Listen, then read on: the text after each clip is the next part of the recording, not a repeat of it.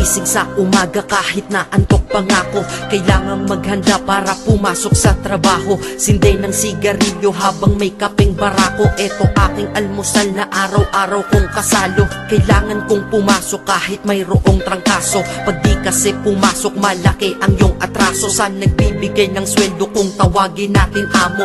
Kailangan doble kayod para amo ay maamo. Sa sobra mong trabaho parang ang sama-sama mo. Sa iyong anak na di mo na laging maasikaso. Kailangan yung buksan ang isipan na sarado. Sa buhay minsan talo at hindi laging panalo.